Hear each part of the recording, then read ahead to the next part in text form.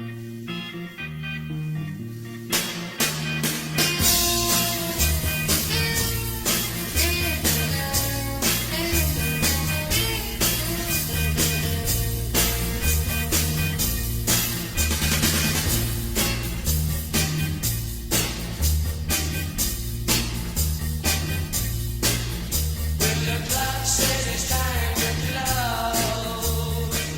todos nos gusta, en el tiempo que tarda el guiso en estar a punto, tener esa conversación en la cocina con algún invitado. Mientras se abre el vino, se corta el queso, se preparan los últimos detalles, justo antes de sentarse a la mesa, surgen conversaciones imprevistas y cercanas. Un deja que te ayude con eso puede acabar siendo un no te conté lo que me pasó el otro día. Amigos muy buenos me han contado cosas importantes en ese glorioso momento. Gonzalo Altozano es, si no lo conocéis ya, esa clase de persona que deseas invitar a comer a tu casa para que la conozcan tus padres o tu mujer y tus hijos. Es también esa clase de persona que te ayudaría en la cocina poco antes de empezar y seguramente daría pie a una conversación valiosísima, de esas que no pueden tenerse ante el resto y solo se dan en la mesa de la cocina. Gonzalo es periodista desde los 5 años, cuando se lo comunicó a una monjita, y ha trabajado en diversos proyectos. Estuvo en Intereconomía mucho tiempo, estuvo cerca de Abascal en los inicios de Vox, y se ha movido siempre en el mundo de la comunicación. Vosotros le conoceréis por iniciativas tan interesantes como la revista Centinela o su maravilloso podcast La Mesa de la Cocina, donde ha depurado su técnica de la entrevista y ha logrado conversar de una forma totalmente diferente con personajes que muchos, excepto Luis, ya conocíais. En ese mismo podcast también publica relatos históricos en un formato delicioso, donde el oyente disfruta y aprende, sin temor a convertirse en vulgo por el disfrute y sin temor a convertirse en académico por el saber. Ahora ha publicado un libro titulado Tipos de Vuelta, donde pueden leerse grandes entrevistas a Garci, a Berskringe, a Usía, a Sánchez Dragó y a tantos otros que parecen ser unos tipos de vuelta de todo, desencantados con cierto statu quo de los medios de comunicación y, sobre todo, no determinados por este, dispuestos a decir lo que piensan. Gonzalo es un poco así, en el fondo. Tiene ciertas opiniones sorprendentes, por inusuales, no por superficiales. Nos cuenta su proceso de desmitificación de muchos de sus entrevistados. Nos plantea en el fondo un dilema. ¿Se caerá el mito de Gonzalo Altozano algún día? Bien, queridos cafeteros, hoy podéis comprobar si este buen periodista, con su voz radiofónica y sus reflexiones tan ricas, merece que hagáis el camino de ida mitificándole o el camino de vuelta desmitificándole. Nosotros, Luis y yo, esperamos que esta conversación que hemos tenido en este viejo café mute o se traslade algún día a la cocina de uno de los tres, antes de sentarnos a comer, donde podamos decir que conocemos al hombre, no a la leyenda que él imprime con sus entrevistas.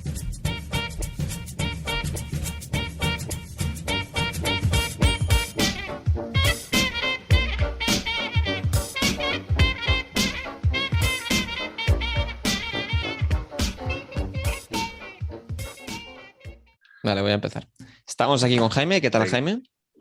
Hola, ¿qué tal? Muy buenas. Y con Gonzalo Altozano. ¿Cómo estás, Gonzalo? ¿Cómo estáis vosotros? Yo muy bien, encantado de estar con vosotros. Oye, muchísimas gracias por venir. Bueno, te lo acabamos de decir, o sea, somos admiradores, llevamos escuchándote y siguiéndote por Twitter mucho tiempo y nos hace especial ilusión estar contigo. O sea, ya solo tu voz es característica del mundo de los podcasts. Pues muchísimas gracias de verdad. Me rejuvenece mucho estar con gente de vuestra edad, la verdad. Tan jóvenes, aunque os estáis echando, en la conversación previa que hemos tenido os echabais años, pero yo creo que me estabais engañando. Pero vamos, o sea, me encanta estar con gente que hace cosas y más jóvenes. Yo siempre he sido de todas las reuniones, hasta ahora siempre había sido, de todas las reuniones, todos los grupos de amigos, de todo, siempre había sido el más joven. Y ahora empiezo a no serlo. ¿Pero qué reuniones vas tú, Gonzalo? Pues yo he tenido, reuniones te quiero decir, de circunstancias de la vida, de trabajos, de, pues no sé, proyectos periodísticos. Siempre era un poco el junior y siempre estaba rodeado de gente más mayor, no muchísimo más mayor, aunque también más mayor. Pero de un tiempo a esta parte ya empiezo a no ser el más joven de las reuniones sociales, de trabajo, de lo que sea. ¿Y notas un cambio? O sea, ¿esa experiencia te da autoridad o sigues igual? No me da ninguna autoridad. Sí que veo que hay no me gusta la palabra mantra, pero hay un lugar común, ese que habla de la decadencia de las generaciones, que cada vez vamos a peor, pues que no se sostiene. No es que las generaciones que vengan ahora sean mejores que las anteriores, pero tampoco son peores. No veo te haces mayor, o sea, esto os daréis cuenta, Luis y Jaime, os hacéis mayores cuando empezáis a recriminar a los que son más jóvenes que vosotros de, bueno, yo es que en nuestra época no estábamos todo el día con las pantallitas, no estábamos todo el día con las pantallitas porque no había tantas pantallitas, que si hubiese habido tantas pantallitas como hay ahora hubiésemos estado igual de enganchados. Pero cuando quieres hacer creer a los que son más jóvenes que tú que tu generación es mejor, te estás haciendo mayor. Entonces, y además no es verdad. Te quiero decir, no sé si sois la generación mejor preparada de la historia, como se dice, pero desde luego aquí no hay una decadencia de la raza, por hablar en términos de Ortega Smith. De la raza en sentido hispánico, no germánico, ¿eh? No quiero atribuir a Ortega Smith ninguna No. creencias germanófilas. Oye, en relación a tu trayectoria profesional, yo tengo mucho interés en saber cómo, o sea, cuál era tu interés de cuando eras más joven que ahora, más aún, si cabe, y te metiste en intereconomía o sea, ¿cuál era tu vocación o aquello a que te sentiste llamado y cómo se tradujo en intereconomía? Yo siempre quise ser periodista desde pequeño. Siempre que hacemos la biografía nosotros mismos la solemos adornar con algún detalle pues, de la infancia que determina todo lo demás, pero es que suele ser así. A mí, en casa de mi abuela, en Jerez de la Frontera, me acuerdo que mi abuela era una señora era una gran señora y era muy caritativa y siempre estaban llamando, tenía una casa muy bonita, y llamaban pobres a la puerta y monjitas que cuidaban de los pobres pidiendo limosna porque sabían que siempre se iban con una limosna en el bolsillo. Y me acuerdo que unas monjitas vinieron a pedir dinero, yo debía tener 5 años, y me preguntaron a mí y a mi hermano Fernando, ¿tú qué quieres ser de mayor? ¿Qué quieres ser de mayores? Y no sé lo que dijo mi hermano, yo dije que quería ser periodista con 5 años. Yo creo que había visto una de estas pelis americanas en los que los periodistas llevaban unos gorros y como una libreta encajada en el gorro, siempre estaban tomando nota, y dije que quería ser periodista. Y me dijeron, pues qué casualidad, te hemos traído una libretita para que seas periodista. Y me regalaron una libretita. Y ha sido la vocación a la que más fiel he sido, porque entre medias, desde que quise serlo, lo formulé por primera vez hasta que lo fui, pues quise ser de todo. Además hubo una época, pues no sé, con 10, 12 años que quería ser todo, cada día quería ser una cosa distinta. Estudié Derecho, fue un gran error, alguien me dijo que la carrera de periodismo era muy floja, y es verdad, debe ser verdad, estudié Derecho, que fue un suplicio, y... ¿Pero no te ha servido el derecho? No, no me ha servido para nada. No me ha servido para nada. Me ha servido para una cosa, me alegré de haber acabado la carrera, porque si no hubiese acabado la carrera, si lo hubiese dejado a medio hacer, probablemente me estaría torturando ahora diciendo, joder, si yo hubiese acabado la carrera ahora estaría montado en el dólar o cosas así, lo cual no es cierto. Acabé la carrera y no estoy montado en el dólar, pero por lo menos me he quitado el estar todo el día fustigándome con qué habría sido de mi vida si hubiese acabado la carrera. No me sirvió para nada el derecho. Los primeros años le puse muchas ganas y hubo un curso, yo creo que era tercero, que fui a comprar los libros de texto a Marcial Pons, que es una librería especializada en literatura jurídica. A mí me gustan mucho las librerías. Yo voy a un país, por ejemplo, os pongo como ejemplo, voy al Cairo, en Egipto, y veo una librería con libros escritos en árabe, de los que no entiendo una sola palabra, y entro a la librería y me quedo un buen rato viendo libros porque me encantan. Pues aquella vez en Marcial Pons me puse malo entre tanta literatura jurídica y supe que no era lo mío. Me hice un esfuerzo para acabar la carrera. Y luego conseguí entrar en Intereconomía por mediación de un amigo, Miguel Aranguren, y esa fue mi auténtica carrera de periodismo. Era como la Legión, Intereconomía, y cualquiera, no te preguntaban de dónde venías, como la Legión extranjera, podías haber cometido un crimen que no te preguntaban de dónde venías, y si le echabas muchas ganas, pues como en la Legión podías llegar a comandante. Y fue muy buena escuela, estuve 9 años ahí, fueron años muy felices. Y también el último año muy duro, pero la vida es como la mili, que al final solamente te acuerdas de lo bueno. Entonces, incluso del último año, que fueron año en el que se acumularon los impagos, pues guardo un gratísimo recuerdo. Y aprendí mucho, fue mi auténtica escuela de periodismo. Estoy muy agradecido a Julio Ariza. ¿Qué pasó con Intereconomía? Pasaron varias cosas, y según quien te las cuente. Pasó pues una crisis mundial que afectó a todo tipo de empresas. unos políticos que dejaron de pagar favores, como era el Partido Popular, hasta donde yo sé. Supongo que hubo, aunque no guste a los responsables, y lo digo con mucho cariño sin recriminar, hubo en algunos aspectos una gestión deficiente, que entonces no nos quejábamos los trabajadores porque cobrábamos muy bien y trabajábamos en Castellana 36-38, que era el metro cuadrado más caro de Madrid. Bueno, pasaron muchas cosas. Pasaron muchas cosas, que es una empresa que entró de un día para otro casi, entró en Barrena, y fue un verano, no me acuerdo si fue el del 12 o el del 13, que empezaron los impagos que se fueron acumulando, se sucedieron los ERTES y fue una época dura. Fue un cúmulo de circunstancias. No las conozco en profundidad, las padecí como todos los que estuvimos ahí, con gran dolor, porque era una empresa a la que yo quise mucho y sigo queriendo mucho, pero no fue fácil. Y fue un cúmulo de circunstancias. Las que os he dicho, el poder político entonces, que era el Partido Popular, mira para otro lado, ayuda a otros grupos mediáticos. El modelo empresarial supongo que no era sostenible, o publicitariamente no era sostenible. Una gestión, bueno, pues no sé si era la más correcta. Un cúmulo de circunstancias. Y entonces, o sea, llega un punto que toca reinventarse, ¿no? Entonces te has dedicado toda la vida a la política, ahí digo, al periodismo, perdona, Sí. y intereconomía, bueno, la política sin responsabilidad, ¿no? Que dice, ¿cómo se llama? El director del Español actualmente, Pero Jota. Pedro J. Ramírez, sí. Bueno, en política tuve mis pinitos. Yo estuve en los comienzos de Vox, muy en la sombra, al lado de Santiago Abascal. Cierto, de esto quería preguntarte también. Todo lo que queráis, os contaré intimidades de Santiago Abascal Conde, que a él no le gusta que cuenten. Pero Eres amigo desde hace, bueno, leí un tuit que decías, eres amigo desde hace 15 años. Pues no sé si... desde 2004, teníamos la misma edad, nacimos en el mismo año, en el 76, y yo a Santi le seguía mucho cuando yo estudiaba la carrera, que era la época en la que ETA empieza lo que llamaban la socialización del dolor, ¿no? Que es, vamos a matar no solamente a uniformados, vamos a matar también a concejales, periodistas, para socializar el dolor. Esta estrategia parte de una ponencia de un líder de Herri Batasuna que se llamaba Rufi Echevarría. Y es cuando empiezan a matar a concejales del PP y a dirigentes del PP. Empiezan con Gregorio Ordóñez en el 94 y siguen Miguel Ángel Blanco,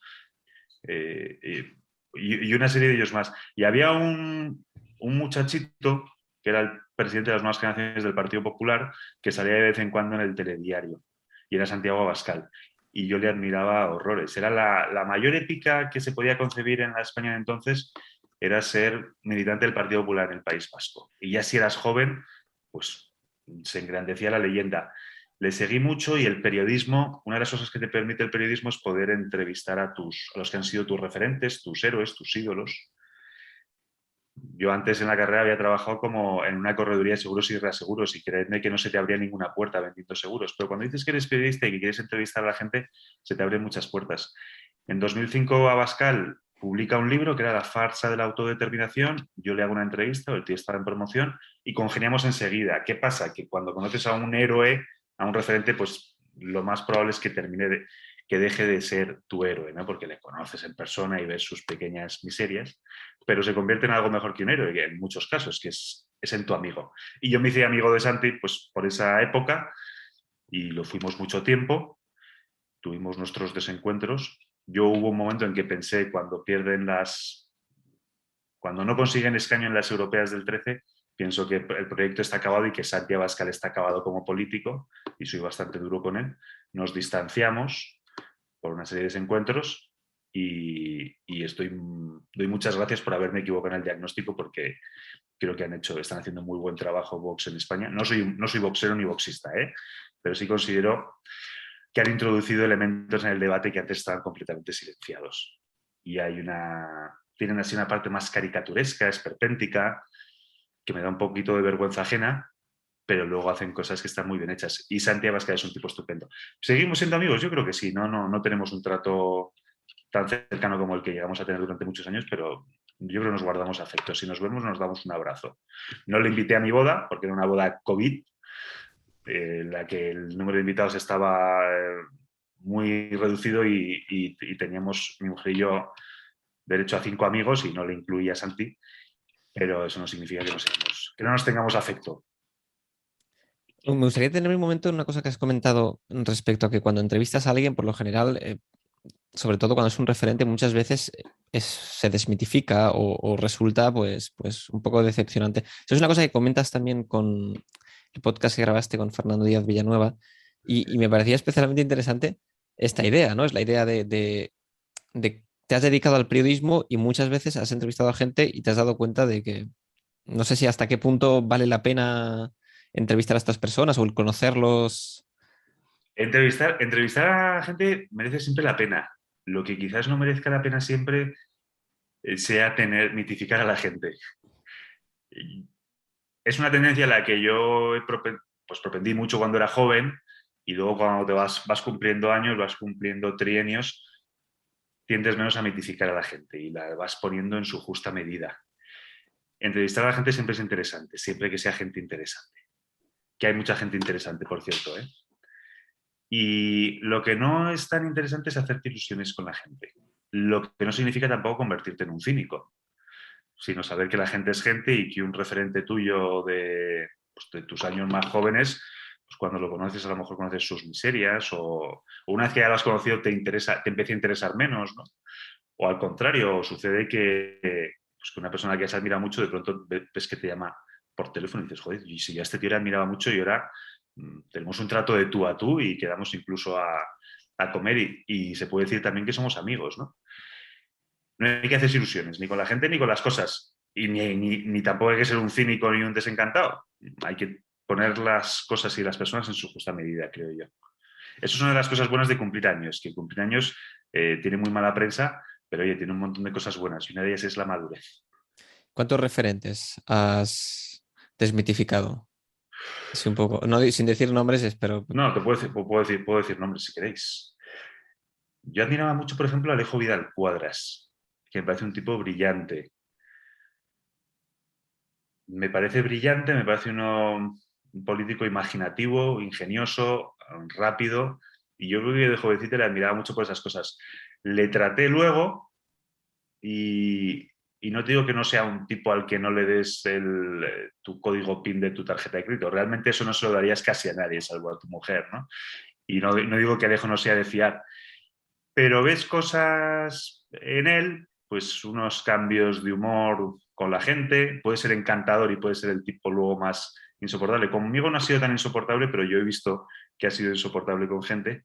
Y bueno, tampoco es que te cause tampoco estos personajes a los que eran tus referentes, cuando te causa una decepción, que no es tanto una decepción como un choque con la realidad, ¿no? Luego no vas llorando por las esquinas ni abrazado a las farolas, ¿eh? Sigues haciendo tu vida tan tranquilo y ya has colocado a esa persona pues, en el sitio en el que la tienes que colocar.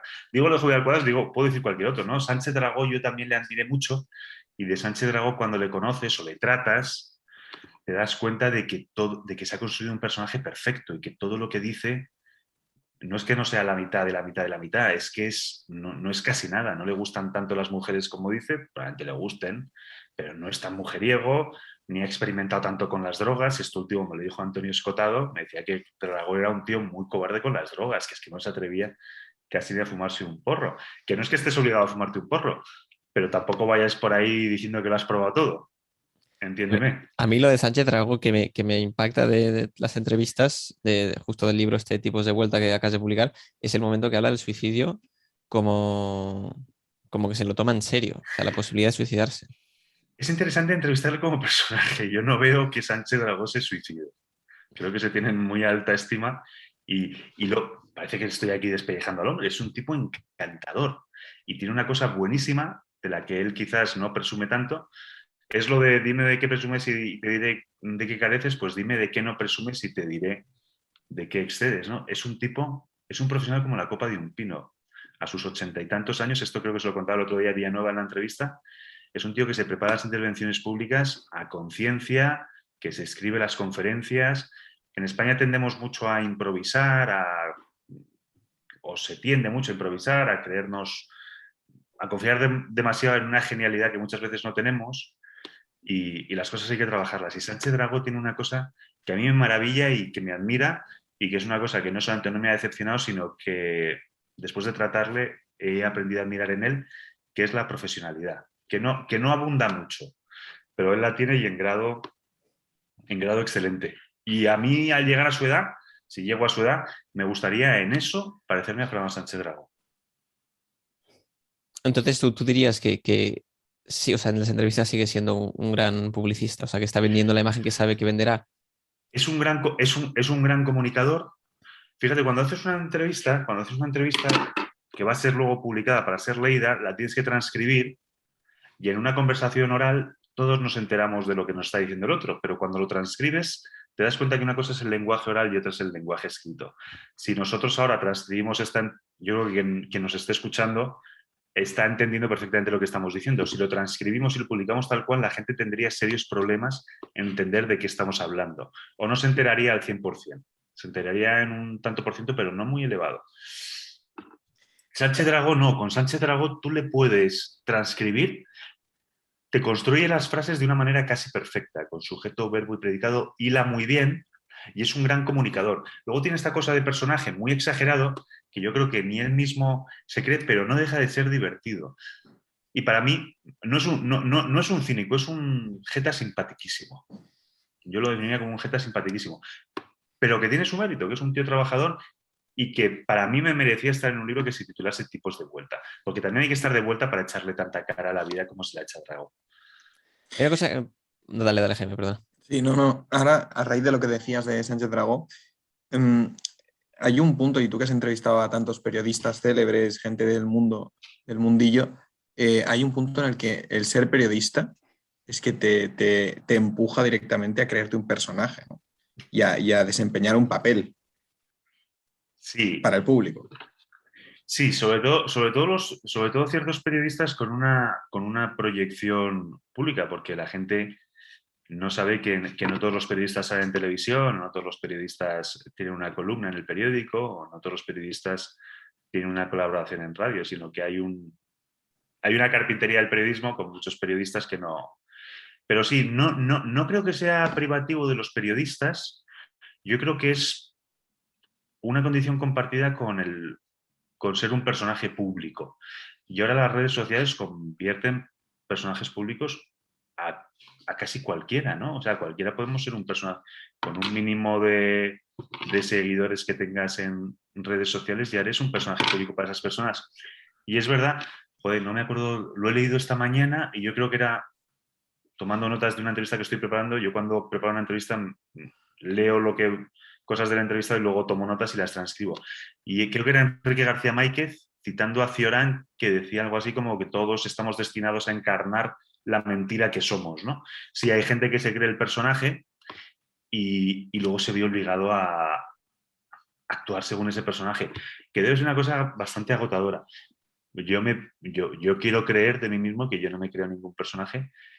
Me gusta muchísimo vivir en la irrelevancia, me gusta todavía más vivir de mi trabajo, pero no aspiro a tener a ser un personaje público, ni muchísimo menos. Y bueno, sí, hay gente que se... Luego también hay otra cosa, Jaime, de los personajes, que no es que ellos, un dragón o un usía de la vida, no es que se vean obligados a representar un papel, sino que muchas veces los entrevistadores pues tampoco han ahondado en el personaje. Pablo Iglesias decía, me encanta que me entrevisten periodistas españoles porque todos me preguntan lo mismo. Entonces, él decía que se metían en Google, veían las 5 entrevistas últimas que había colgadas y le preguntaban lo mismo. Entonces, el tío tenía respuesta para Venezuela, para Galapagar y para un montón de cosas más. Entonces, tú cuando vas a un personaje y le preguntas lo que le han preguntado 200 tíos antes, 200 tíos que le han entrevistado, pues el tipo te va a responder en función de eso, ¿no?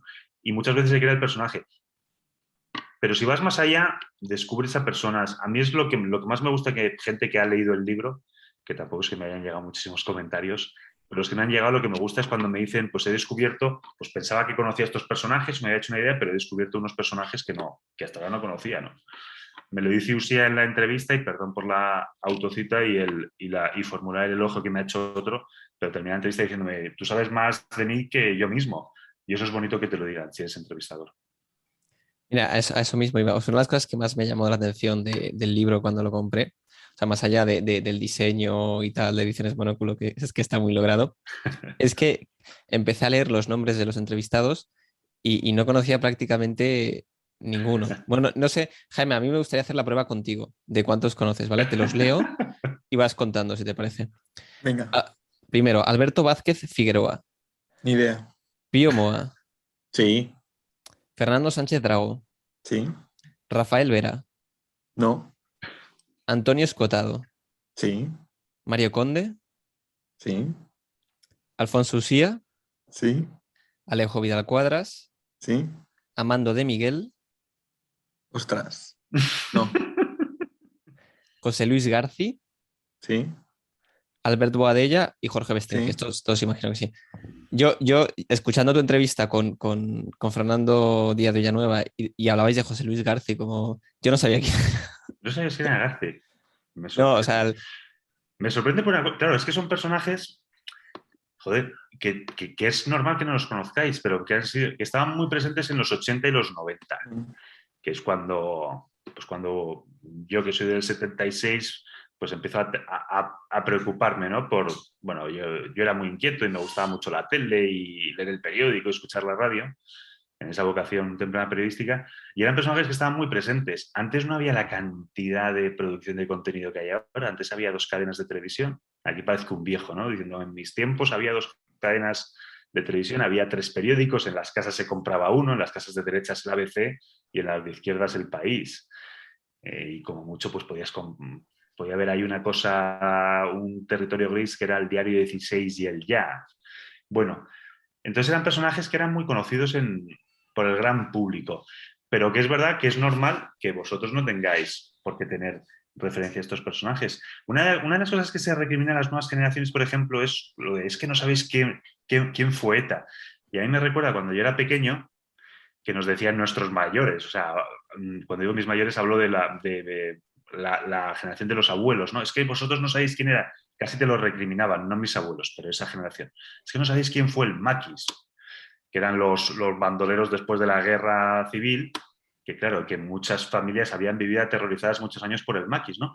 O que no, o el rojo, ¿no? Es que los rojos, claro, te lo decían no como una caricatura, sino como una cosa que habían sufrido. Supongo que en el bando contrario había la misma prevención y el mismo temor por los fascistas, o los franquistas, o los fachas, o como los llamaran.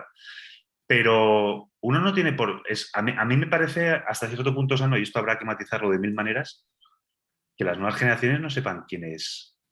O sea, el saber no puede ser acumulativo, de tal manera que la gente joven tiene que tener una idea, pero no sentirlo como nosotros lo sentimos porque lo vivimos. Es que, No sobre es todo que cuando... viviéramos amenazados, pero, joder, en Madrid no era raro levantarte por un pepinazo, vamos. Yo me acuerdo de 2 muy sonados, nunca mejor dicho.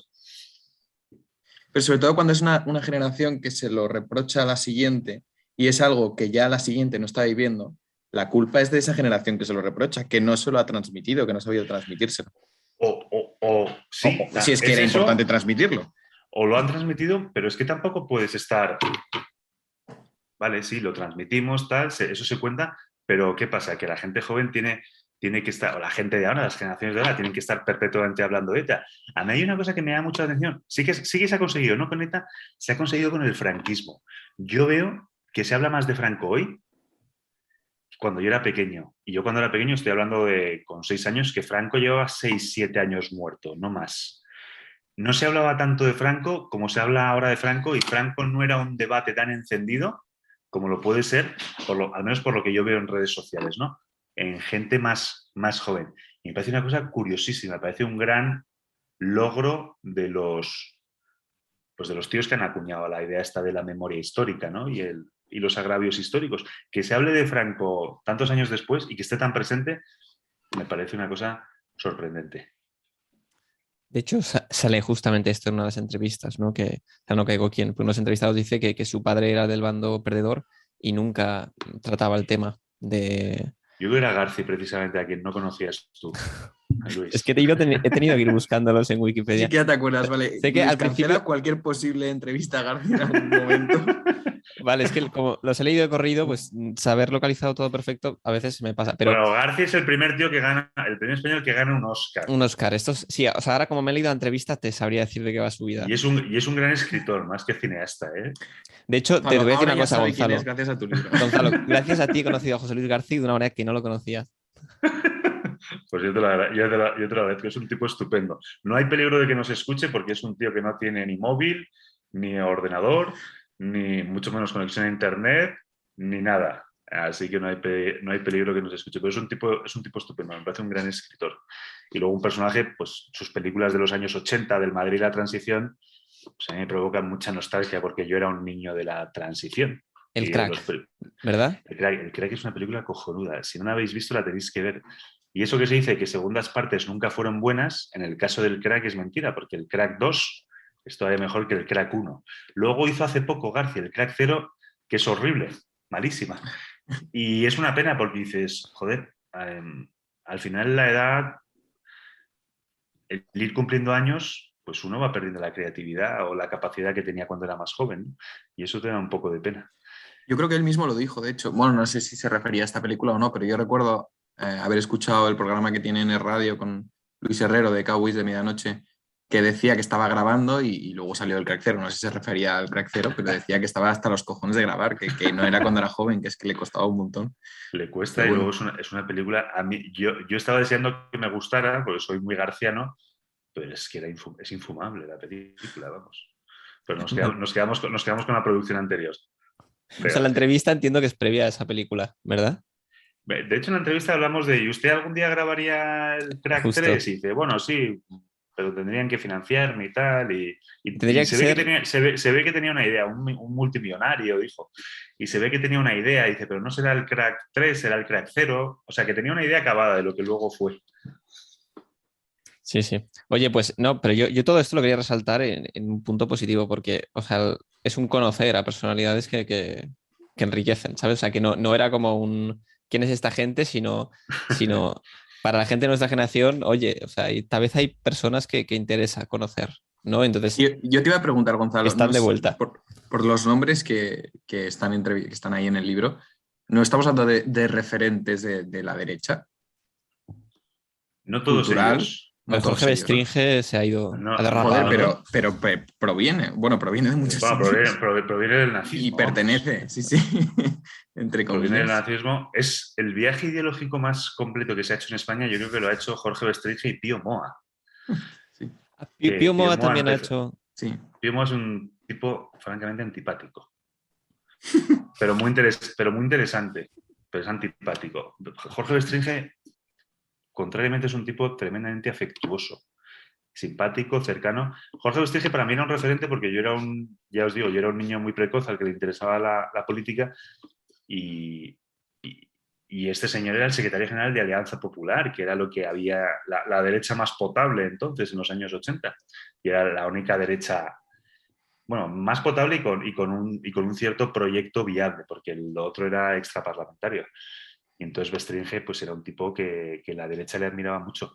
Y luego a mí me interesó mucho el viaje pero no son, los personajes del libro no son referentes de la derecha. Algunos de ellos sí, pero no los entrevisté. Esa no era una conditio sine qua non. Me preguntabas antes de qué me sirvió, Luis, el derecho y era para saber lo que quiere decir conditio sine qua non. Pues no era conditio sine qua non que fuesen referentes de la derecha, para nada. Algunos pueden serlo, pero de hecho en el libro tampoco hablamos mucho de política, ni es un manual de batalla cultural, ni todas estas cosas que las estilan tanto. Ojo, pero es que yo no pienso que, dentro de que acepto la respuesta, pero digo que yo veo o sea, amigos que tengo de izquierdas o el proyecto de izquierdas de la batalla cultural siempre tiende a politizarlo todo, ¿no? Y hacer de una novela o de una película un proyecto político, ¿no? Lo que digo es que haya referentes de lo cultural y que a lo mejor puedas hablar de cualquier chorrada, pero que no se puedan etiquetar tan fácilmente la izquierda. Y esto pasa con García, pasa con pasa con muchos de los que habéis comentado, ¿no? Que simplemente es no me toques los cojones, voy a hablar de lo que a mí me dé la gana y al final sí que es verdad que por ciertas ideas puedes entender que es más conservador o que es más de derechas y digo que la batalla cultural tal y como yo la entiendo ahora, que no sé si Luis quería sacar ese melón, quería sacar ese tema, desde la derecha no tiene que ser tanto un proyecto político concreto, sino puedo hablar yo de los artistas que no se han etiquetado a la izquierda y que simplemente son buenos artistas y ya está. Puedo hablar del Machado de derechas, que no eran propiamente derechas, o puedo hablar yo de estos artistas y ya está, ¿no? Y eso para mí sí que es batalla cultural, ¿no? Poder hablar de estos personajes, poder darlos a conocer, porque a muchos de ellos se les ha ocultado con la intención de ocultarlos. A ver, tiene que ser una cosa... Sí, si hacemos un cómputo, pesa más la derecha que la izquierda en el libro. E insisto que ese no era un condicionante. El condicionante es que estuvieran de vuelta, entendido como tíos que se la suda todo. Es verdad que ahora mismo estás más de vuelta en España si eres, vamos a reducirlo al término, si eres facha que si no eres facha. O si eres facha, no porque tú te definas como facha, sino porque te definan los otros como facha. Entonces, es verdad que estás más de vuelta. ¿A quién Y luego pasaba otra cosa también, que yo cuando me acercaba a ciertos personajes, ahora ya todo el mundo pues, te escribe a alguien, no sabes quién es, te metes en Google y ya tienes una idea de por dónde va.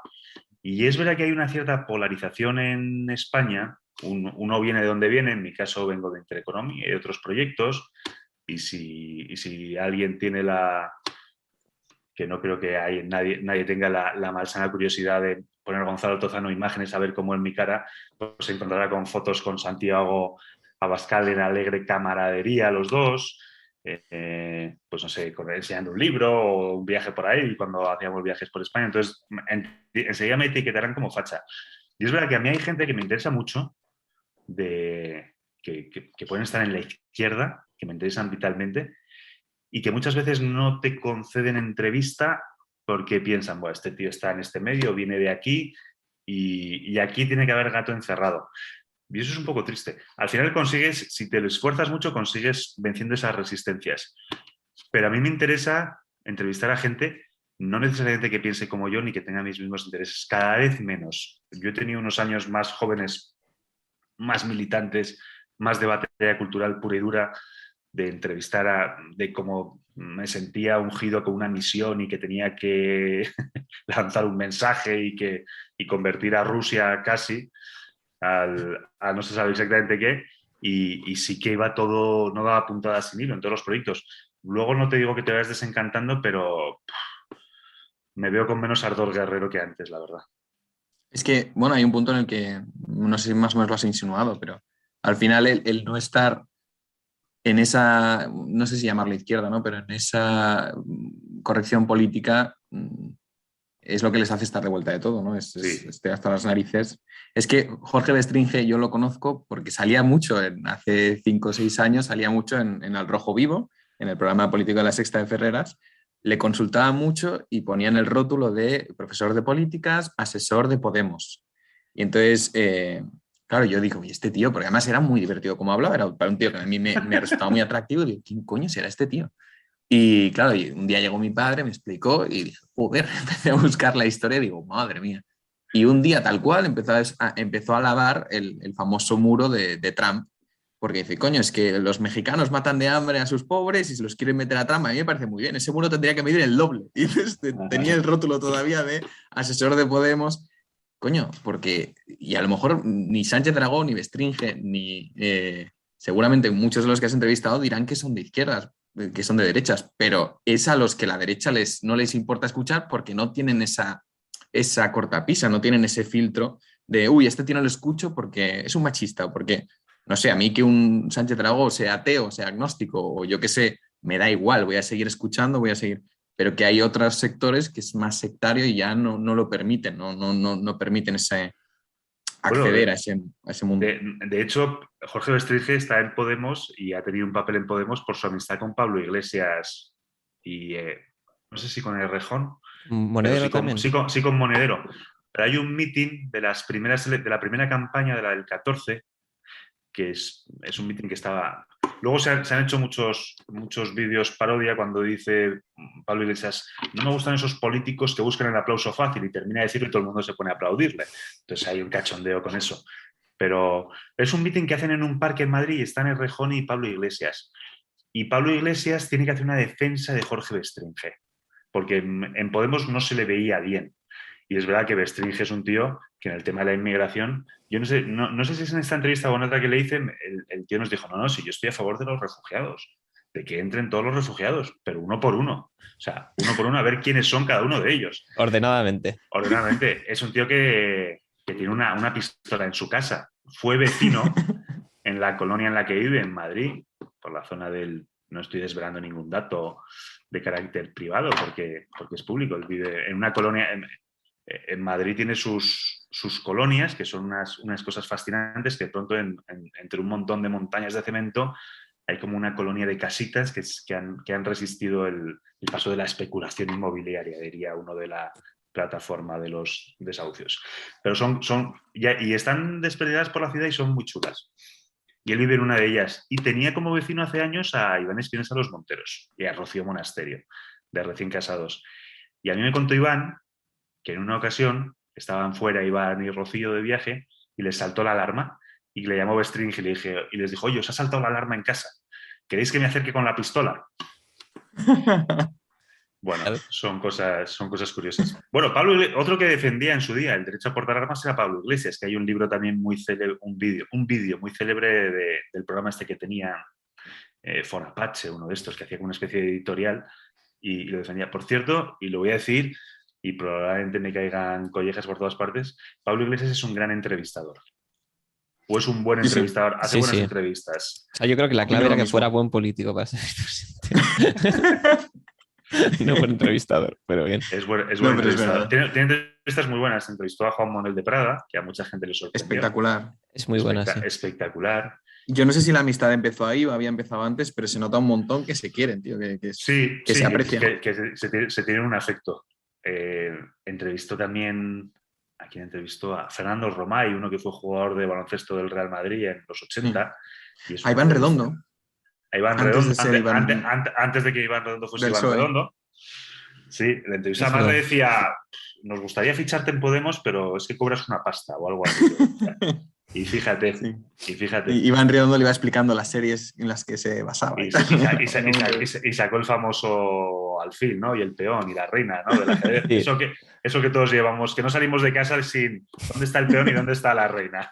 Eso yo creo que es probablemente uno de los... O sea, es un momento para enmarcar, ¿eh? Porque es la caída del mito. O sea, todos los que nos pudiéramos pensar que detrás había un gran artífice, o sea, después de eso... Después de la entrevista con Évole, dices. Con Évole, digo, sí. Por cierto, otro gran entrevistador, a riesgo de que me llamen centro centrado y maricomplejines y tal. Jordi. Pero Évole le hace una entrevista a Iván Redondo que es que lo retrata, pero retrata. Yo ahí tengo una pega, ¿eh? Yo no veo muchas entrevistas de Évole porque me cae mal el tipo. A mí el tipo me cae gordo, pero a mí me interesa mucho Iván Redondo y la vi. Yo también. Pero un amigo mío que es estudiante de periodismo, o que lo era, ya no sé dónde está, pero no, igual no era tan amigo, me decía algo muy interesante, me decía, Jordi Évole no es un buen entrevistador porque no escucha, él mete su mensaje. Digamos que juega el partido de tenis con el entrevistado, pero lo hace para poder meter su cuña, Y sí que tengo un conocido, un conocido del Opus Dei al que entrevistó para hacer el programa famoso de Torrecida. Y sí que me contó un poco el proceso y el montaje del programa y era espectacular. O sea, estuvo horas y horas y horas con él para sacarle luego 5 minutos y sacar todo un programa de entrevistas de gente alrededor. O sea, en este sentido dices, joder, no hizo una entrevista, no hizo una investigación. Vale, sí. Quizás no sea entrevistador puro y duro, que para mí el número 1 ha sido Jesús Quintero, que para tampoco lo conozcáis por vuestra juventud, el loco de la colina, que era un tío que hacía unas entrevistas fabulosas. Luego se convirtió en caricatura de sí mismo. Era un tío que hacía una cosa en las entrevistas muy divertidas, que se quedaba callado de pronto, el entrevistado terminaba de responder y este hacía un silencio y se quedaba callado. Y se hacía un silencio incomodísimo. Entonces el entrevistado se veía en la obligación de rellenar ese silencio tan incómodo y era cuando se ahorcaban con su propia cuerda. No, vale, te acepto, Jaime, que Évole quizás no sea entrevistador, pero el producto televisivo que hacen televisivamente es muy bueno. Está sesgado, por supuesto, pero vamos, qué producto... O sea, huele a encerrona. Yo lo de Iván Redondo, perdón, me olió un poco a encerrona en el sentido de que, claro, estaban quedando de qué preguntas hacerle y luego, tal como está hecho, porque empiezan a decir, no para de decir, como si fuera una especie de coletilla o afán religioso, saber ganar, saber perder. Y luego sacan la entrevista que se lo pregunta a Jordi Évole y el tío, saber ganar, saber perder, saber parar, ¿sabes? Entonces, lo retrata muy bien, pero a la vez es igualdad de armas pocas, ¿sabes? No, bueno, pero ten en cuenta luego también que este tío ha conseguido entrevistar a Villarejo. Al Papa. Entonces, eso me parece más fácil que Villarejo por las ganas que tiene el Papa de micrófono. No soy antifrancisquista, pero tampoco soy profrancisquista. Echo de menos, lo hablábamos, no sé si dentro de entrevista o fuera de entrevista, la puesta en escena, echo de menos una cierta puesta en escena y una cierta majestuosidad. Y no seré yo quien niegue la sucesión apostólica y que diga que este papa no es papa o que la sede de Pedro está vacante y todas estas gilipolleces que dicen algunos. Pero, coño, echo de menos a un Benedicto. Desde el punto de vista casi formal, te diría que, oye, que la forma tiene mucho de fondo, ¿no? Esa frase que de McLuhan del medio es el mensaje que a mí he tardado muchos años en entender qué coño quería decir y creo que ya la voy entendiendo. El medio es el mensaje. La importancia del escenario, de la puesta en escena, de la majestuosidad, del misterio. Yo creo que un papa, y esto no fue Benedicto, no fue Francisco, fue Benedicto, un papa no puede tener cuenta en Twitter, tío. Creo que no puede tener cuenta en Twitter. Pero esto se lo abrió Francisco, me parece, la cuenta de Twitter. No, o sea, la abrió Benedicto y la abrió un tío, un numerario, ¿cómo se llama?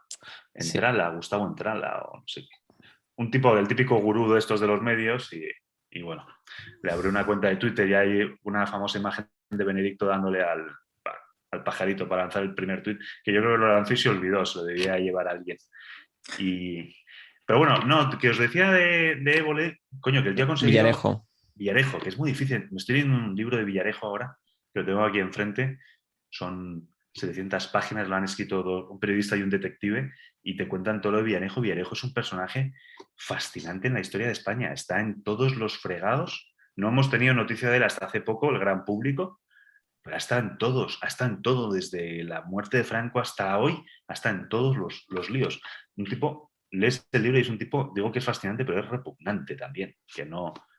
¿Puedes recomendar este libro? Se llama La España Inventada. Debo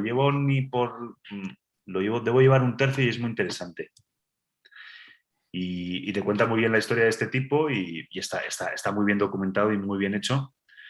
A mí me gusta mucho leer sobre casos de corrupción y me gusta leer sobre villanos.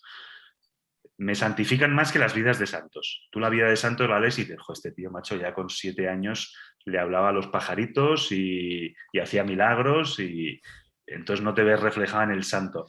Pero en el miserable no es que no te veas reflejado y dices, coño, yo soy mejor que este hijo puta, ¿no? Entonces te ayuda a ser mejor. Y luego cuando te pintan, luego me he leído otro también hablando de corrupción que se llama La ciudad de la euforia, sobre la corrupción del PP en Valencia, que es de un periodista del Mundo, es Rodrigo Terrasa, que le quiero entrevistar, que es un espectáculo porno. El de la corrupción política es un espectáculo cuando entras en el detalle y da igual el partido, da igual el 3% de CIU en Cataluña, los SERES en Andalucía o el PP en Valencia. Es un espectáculo pornográfico y sórdido. Y es reconfortante de alguna manera decir, joder, yo al menos no soy tan hijo puta como estos tíos. Oye, Villarejo, yo o sea, he leído poco sobre él, pero a mí una de las cosas, y esto lo voy a confesar, uno de los entretenimientos, tal vez pues de pasiones no muy elevadas que tengo, es escuchar a Gabriel Rufián en las sesiones de control que se hacen en las comisiones, ¿no? Y yo las escucho prácticamente todas, o sea, todas las relevantes. O sea, me parece que Gabriel Rufián es el entrevistador definitivo, o sea, porque... O sea, es un anti-entrevistador, pero me hace muchísima gracia por lo absurdo que es, ¿no? Cuando empieza preguntando, usted... El silencio incómodo en Rufián está dentro de sí mismo. Es un arte. Y luego las preguntas que hace. ¿Usted es católico? Una pregunta que es... No, cuando dice, ¿tiene vergüenza? Exacto. Se lo hizo uno y le dijo uno, no tenemos vergüenza. ¿Vale? Exacto. Este momento es brutal. A mí me hace muchísima gracia. Y con Villarejo también tiene momentos extraños. Bueno, con Mariano Rajoy tuvo varios buenos, porque Mariano Rajoy le sabe torear. Mariano Rajoy es un zorro del parlamentarismo. O sea, es que también Rufián se piensa que estos tíos que se los puede merendar. Y un Rajoy es un tío muy curtido en el parlamentarismo, un tío con mucha retranca, muy irónico, muy cínico. A Aznar creo que también le pegó un buen rapapolvo. Aunque luego estas cosas nunca sabes, ¿no? Porque según en qué canal de YouTube lo mires, es el zasca monumental de no sé quién a no sé cuántos, ¿no? Y luego lo ves y no hay tal zasca. Pero los de Vox siempre dicen zasca de Santiago Abascal a no sé quién. Y los Destruye, de Podemos, destruye. Santiago Abascal aniquila. Sí, abusan mucho. En Vox abusan mucho de la Es metáfora que como no bélica. tenemos Monster Trucks, aquí no tenemos Monster Trucks, pues hace falta. Bueno, Santiago Abascal sería un excelente piloto de Monster Truck. Yo creo que es lo que a Ortega Smith es la actividad de riesgo que le queda por hacer. Es que, o sea, volviendo a Gabriel Rufián brevemente, o sea, a mí me fascina cómo puede estar años y años haciendo lo mismo y estar tan tranquilo, porque a mí me da la impresión de que por lo general él acaba bastante mal, o sea, en el sentido de que le ponen bastante nivel. O sea, con Esperanza Aguirre hay un momento muy bueno que le pregunta sobre una sentencia, le pregunta, ¿y usted cree que habrá sentencia? Y le dice, sentencia seguro, lo que no sé si es estimatoria o es estimatoria. Y le responde, ay, perdón, es que soy de pueblos. O sea, Yo creo, no creo que haya. ¿De quién hablamos antes que decíamos que era un jeta de Dragó? Bueno, Dragó puede ser un jeta, pero es un jeta documentado y un jeta trabajador. Rufián para mí es el gran jeta de la política española. Yo creo que es un vago redomado, un tío que no se ha leído un libro en su vida, que encontró, como dicen ahora, una ventana de oportunidad en el independentismo para vivir muy bien, y me parece un gran jeta. Me parece un personaje que se estudiará dentro de unos años. Lo que no sabría es compararos con otro personaje del pasado de la historia reciente de España, ¿no? Alguno de la Segunda República. No sé, yo creo que quedará diluido, pero luego también tiene un programa de entrevistas, ¿no? La Fábrica, donde ha entrevistado me sorprendió mucho a Girauta, le entrevistó y en unos términos muy amistosos. Y entrevistó también a Arcadi Espada y ha entrevistado a este de la COPE de los deportes, que estuvo también en Tabarnia, Wash, ¿no? Tomás Wash.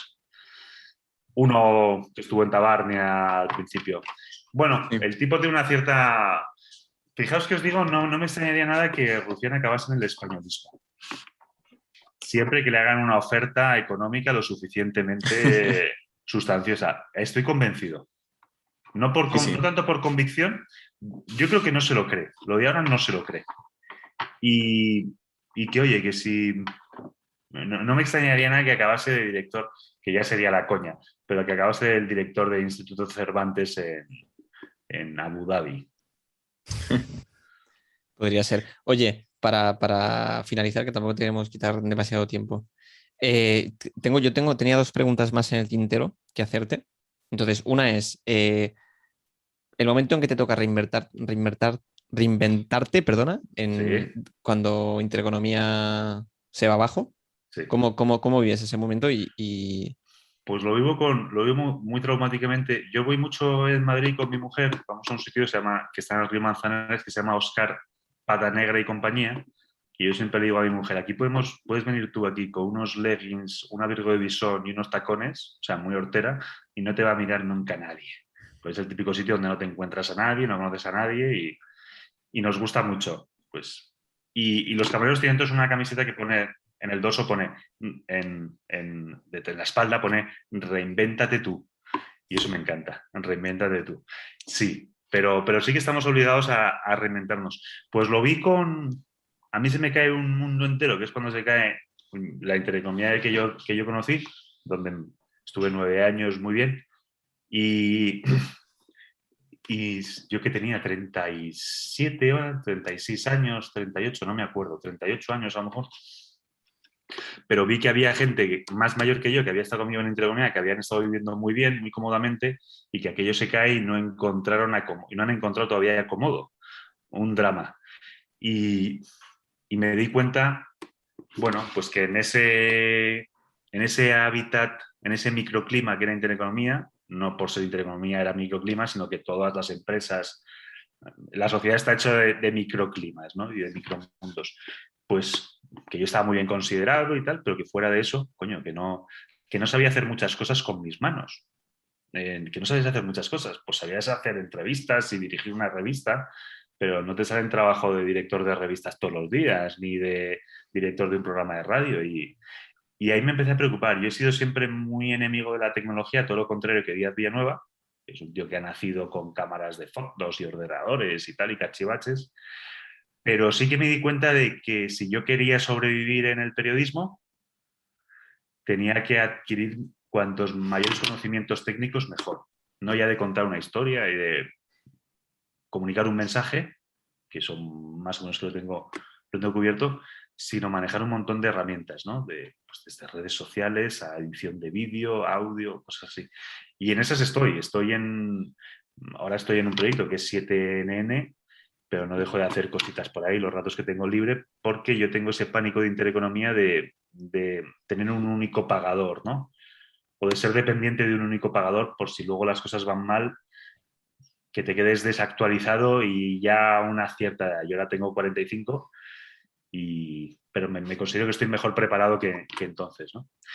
Bueno, ser lo que dice Taleb, ¿no? Del que me habla mucho Díaz Villanueva y al que no he leído nada más allá de frases sueltas, pero lo tengo pendiente, pues tener opciones en la vida, tener la opcionabilidad, creo que habla el ser antifrágil.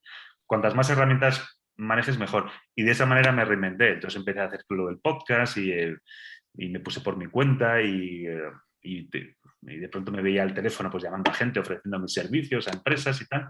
Y coño, pues bien. No me ha ido mal. Puedo dedicarme a lo que me gusta, echándole muchas horas, pero también como es lo que te gusta, pues son horas que pesan menos. ¿Y la revista Centinela? Yo la revista Centinela dejé la coordinación, pues la monté ahí con otros amigos míos, hace 4 años, se llamaba Milenio, luego fue Centinela, y eso lo dejé antes de verano, en muy buenos términos, con la persona que la había iniciado, que es un tipo muy generoso, tan generoso que no quiere que se diga su nombre, pero el motor del proyecto, que no es que fuese un proyecto carísimo ni nada por el estilo, pero hombre, fue generoso y puso dinero para que por lo menos los colaboradores pudiesen cobrar, que me parece fundamental en un proyecto periodístico, ¿no? Que se cobre por lo que se trabaje. Y ahí estuve 4 años pues coordinando los contenidos y sigo en muy buenos términos con la gente que hay ahora. Yo creo que hacen un gran trabajo. Y el nuevo medio de comunicación que acabáis de sacar, 7 Noticias, que ya tenéis varios conflictos, ¿no? En el Congreso. Varias polémicas con tu amigo Rufián. Con mi amigo. Bueno, es que ¿cómo no sabemos cómo pagarle la campaña de marketing que nos ha hecho. No sabemos. No hay es dinero. que hay ciertas dudas de si lo tenéis contratado o no. No, en este caso es una duda razonable, ¿eh? La gente lo puede pensar perfectamente, porque además el tío que le hace las preguntas, que es Josué Cárdenas, que es, joder, es la corrección máxima. Es un tío que es la educación hecha persona. Yo pido, por favor, correctísimo, no se altera. Si fuésemos unos gamberros que fuésemos a meter el dedo en el ojo, yo lo podría entender, pero es que nos ha hecho un favor. Y nos ha hecho un favor de tal manera que incluso la gente a la que no le pueda gustar 7NN, pues se han tenido que solidarizar, gracias a Josué y al tono que le queremos dar a la tele, que queremos hacer una cosa pues que no sea una gamberrada, pues sí, incisivo, pero no gamberro, riguroso, en fin. Tal. Y es un proyecto divertido, lo estamos arrancando, ya acumulamos alguna polémica que no hemos buscado, pero que nos hemos beneficiado. También hace poco Presidencia del Gobierno negó una acreditación y eso también nos vino muy bien. Y sí, estamos ahí pues una serie de personajes. Dime. Al final, ¿cómo se solucionó el asunto? Pues no lo sé, porque fue antes de Navidad, ya está todo como un poco parado, entonces no sé si fue cancelar una acreditación concreta de un día concreto por motivo de aforo, yo creo que no iban por ahí los tiros, entonces lo veremos ahora a la vuelta cuando se reinicie el curso político, si es que es una cancelación con carácter permanente. Pero se hizo un favor también, ¿eh? Porque fíjate que ahí preguntaron 4 o 5. O sea... Nos hizo un favor. Que era el balance también y preguntaron los medios afines y el resto estaban sentados escuchando. Y la titular fue no dejan entrar a José Cárdenas. O sea, que hubiera estado igual ahí, pero... Y hubiésemos pasado desapercibido. Claro. Son estas cosas que no entiendes. Y luego en la tele pues estamos un grupo de gente pues hay unos caracteres muy fuertes y es divertido, nos lo pasamos bien. Y está siendo divertido. Está siendo divertido. Oye, y para acabar, ¿alguna anecdotilla de periodista de estas que quieras contar a tus nietos, Joder, a tus hijos? pues no sé si les hablaré de periodismo, fíjate, tengo un montón. Esto es cuando te preguntan alguna anécdota y dices, joder, son tantas que no sé. A mí me puedes hablar de Bustos, que yo tengo debilidad. Y escuché la entrevista en tu podcast, me encantó. Jorge Bustos es un tío brillantísimo, le odia a mucha gente por lo brillante que es, le odia a gente porque envidia su columna, envidia tener Sin ese duda. espacio, Sus lectores, ¿no? envidia tener sus lectores, envidia muchas cosas de Jorge Bustos. A mí me parece un tipo brillantísimo. Me parece que es una persona que mezcla el talento con la ambición. La ambición, y lo digo yo soy Sí, sí. partidario de la ambición en la vida, hay que tener ambición. Ujú. Yo creo que Jorge tiene talento y ambición, como he conocido a poca gente, en una medida notabilísima, sobresaliente. Quizás otro que tenga ese talento y esa ambición es Ignacio Peiró, que es un tipo brillantísimo, Otro grande. al que considero buen amigo desde hace muchos años. Jorge no lo considero amigo, no por nada. Yo creo que tenemos un trato muy cordial y es un tío afectuoso, educado. Siempre que me he dirigido a él, pues para una entrevista, pues ha estado muy afectuoso. Me parece un tipo brillante, que podrás estar de acuerdo con él o no, pero que no te resuelve una columna con un solo tópico, ni con una frase hecha, ni, no sé, a mí me parece uno de esos lujos que tenemos que cuidar entre todos, vamos. Yo como groupie del hombre, me escucho todo, absolutamente todas las entrevistas, leo todo lo que publica y sin duda la que tú le hiciste yo creo que es una pasada. Tengo que felicitarte porque, Muchas bueno, gracias. eso que decía en el comentario que comentábamos fuera de micro, me parece, con Pedro Herrero, ¿no? Que dice, deja mucho escuchar, pero es incisivo en las preguntas. Hay varias intervenciones de Jorge que hace sobre la literatura y sobre por qué leemos a raíz de preguntas que no lo ves normalmente, porque es un tío que le apasiona la literatura y puede hablar de literatura ahora, y dice varias cosas muy interesantes, muy importantes, creo yo, que no habría dicho si no, tú no le das pie a eso. Pues yo te agradezco eso, pero está en su libro Asombro y Desencanto. Sí, lo he leído, lo he leído. No, sí, lo he leído y le Sí, entrevistamos sobre el libro, lo entrevistaste. estuvimos una hora, Lo pero sé. no, yo hace una reflexión sobre la lectura, sobre cómo leemos y tal, coño, que es difícil sacarla normalmente en entrevistas y mete caña también porque le toca, pero no, la verdad es que lo agradecí bastante. Oye, Jorge es cojonudo, de verdad, es una de esas personas, y hay muchos, y hay una generación muy brillante de columnistas ahora en España. Yo creo que hay una especie de edad de oro, o edad dorada, no vamos a ser tan estupendos, pero coño, hay muy buenos columnistas en España ahora, en distintos periódicos, ¿eh? No, Sí. joder. Y esta cosa que tenemos de que todo está mal y que vamos a peor, lo que hablábamos al principio, ¿no? Terminamos con lo que empezamos, de que la cosa la raza va degenerando y tal, pues coño, tienes un Jorge Bustos, un Hughes en ABC, un Javois en El País. Hay una gente que está haciendo un periodismo cojonudo, ¿no? Y luego unas nuevas generaciones como vosotros con unos proyectos interesantísimos, coño. Por eso quería preguntarte yo. La cosa no está perdida, sí. El tema de los podcasts, ¿cómo lo ves? Porque ves que es una burbuja, ves que no va... Veo que es una burbuja como fue la burbuja inmobiliaria, ¿no? Que se pinchó, pero eso no significa que la gente deje de vivir en casas. O sea, es una burbuja, está haciendo todo el mundo podcast. El Mundo Today sacó una noticia divertidísima que era para 2022, cada español tendrá cada uno 2 podcasts, ¿no? No me acuerdo, pero era una cosa de esas del Mundo Today que al final se terminan convirtiendo en realidad. Y es verdad que todo el mundo está haciendo podcast y tal, pero yo creo que aquí vamos a aguantar, y me incluye a mí y os incluye a vosotros, los que de verdad nos gusta esto, los que de verdad nos lo tomamos en serio, los que nos lleva tiempo, nos cuesta algo de dinero, y hay mucha morralla en el podcast. Y había mucha morralla en los blogs, pero hay cosas muy bien hechas. Muy bien hechas. Y me parece que puede convivir perfectamente. Tampoco pienso que esto sea el fin de la radio, ¿no? Y que los podcasters o los youtubers vayan a acabar con la radio y con la televisión. Yo creo que son modelos que van a convivir perfectamente. Joder, yo leo el Mundo y El País todos los días. Me voy alternando. Una semana me leo El Mundo todos los días y otra semana me leo El País. Y voy así alternando. Y, coño, lo de Lo País nos reímos mucho cuando lo ponemos en Twitter porque ponen alguna noticia chorra, ¿no? De el heteropatriarcado. El País es un periódico como la copa de un pino y El Mundo es otro periódico como la copa de un pino. Y en España se hace un periodismo cojonudo. ¿Que no estás de acuerdo? ¿Que hay unos intereses detrás, todo lo que quieras. Pero coño, que se hace muy buen periodismo y se hacen muchas cosas buenas en España. Y se hacen muy buenos podcasts. Y a mí me parece un fenómeno muy interesante. Joder, yo cuando quería ser periodista, cuando era pequeño, decías, o consigo entrar en una emisora de radio o no voy a poder hacerlo. Ahora lo puedes hacer.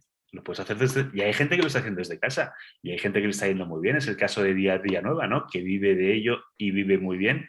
Y merecidamente vive muy bien. Y Jano García, o... Bueno, hay gente muy interesante. Y se están haciendo cosas muy interesantes. Y es una pena que el día tenga 24 horas porque nos limita para leer y escuchar muchísimas cosas que se están haciendo en España que merecen mucho la pena. Ya ves, lo que me estaba dejando es recomendar el podcast La Mesa de la Cocina. Me parece brutal, me parece brutal. O sea, yo no sé cuánto tiempo gastas. De hecho, me pareció bastante interesante ver la comparativa porque comentasteis que fuiste a grabar a la cueva de Díaz Villanueva. Yo vivía ahí en la cueva. O sea, ese era mi apartamento de soltero y cuando yo me fui, Díaz Villanueva se lo quedó como estudio de grabación. Entonces, pues, eso es la intrahistoria del asunto. Es un lugar icónico, ¿eh? Bueno, pero dicho esto, lo importante aquí era que los dos grabasteis un podcast, cada uno para su canal. El de Díaz Villanueva, o sea, el de Díaz estaba conectado, o sea, estaba, digamos, colgado al segundo, o sea, no sé si es esa misma noche, y el tuyo ha sido hoy, ¿no? Sí, claro. Fernando tiene una cosa que es un manejo de la producción periodística, él se lo hace todo, él se lo guisa, él se lo come, es un grupo multimedia él mismo, Fernando. Hace foto, hace texto, hace vídeo, pero luego edita el sonido, edita el audio, edita el vídeo, edita la imagen, y lo hace el todo. Yo no tengo esa habilidad, entonces a mí los podcasts, el sonido me los produce un técnico amigo al que pago, pero me los produce. Entonces yo no tengo la capacidad de producción de Fernando. Por eso yo tardé más. Porque se lo mando a César, que es mi técnico, y él cuando puede, en sus ratos libres, pues me lo hace y tal. Pero yo no tengo esa capacidad que tiene Fernando de editarlo yo mismo. Me gustaría algún día, porque me ahorraría pasta y produciría más. Pero ahora mismo no puedo. Fernando es un fuera de serie. No se puede competir contra él. A Fernando hay que admirarle y hay que quererle, pero abandona toda esperanza de competir contra Fernando Díaz Villanueva. No hay nada que hacer. Yo sí, si algún día te interesa, o sea, sé que Fernando te puede ayudar, pero yo también salgo de editar audio. ¿Ah, sí? Así que... bueno, oye, pues... Nosotros también hacemos mucha mesa de la cocina aquí. Ah, pues joder, pues eso es una opción, es una opción. O sea, en realidad cuando lo aprendes no es tan complicado, ¿eh? O sea, cuando tienes Audition, sabes los dos truquitos. Yo es que, claro, el tío César García, que es mi técnico, es un tío con el que yo trabajo muchos años, es técnico profesional de radio y es un tío que tiene mi edad, o un poco más, 45, 46 debe tener César, y es un tío que hace 2 años hizo un máster en sonido. Digo, coño, pero si tú ya lo tienes que saber todo, tío, ¿qué haces haciéndote un máster en Pro Tools? Que creo que es un programa que es como la... Entonces, cuando yo me hago la idea de que hay alguien que sabiendo tanto se sigue formando, digo, esto hay que tratarlo con respeto. De momento claro. Yo no me atrevo, pero sí que me gustaría ir soltándome, ¿eh? Me estoy soltando con cosas de vídeo. O sea, lo tuyo es de mucha calidad y se nota muchísimo, ¿eh? Cuando se escucha. O sea, tanto las entrevistas como los relatos que haces, esos relatos están muy trabajados, pero muy trabajados. Muchas y además gracias. La voz que tienes yo creo que es un don, porque tienes una voz... Bueno, pues estoy yendo a clases de locución, ¿eh? ¿También? Sí, en la cosa esta que te digo de formarme continuamente, voy a clases de locución. Pues quién lo diría, ¿no? Para hacerlo mejor. Hagamos el podcast y... Venga, Oye, pues mil gracias, por... Gracias a vosotros por aguantarme. Tengo una sensación de soltar unas chapas. Que va. Hombre, no. Pero habitualmente pregunto y no respondo.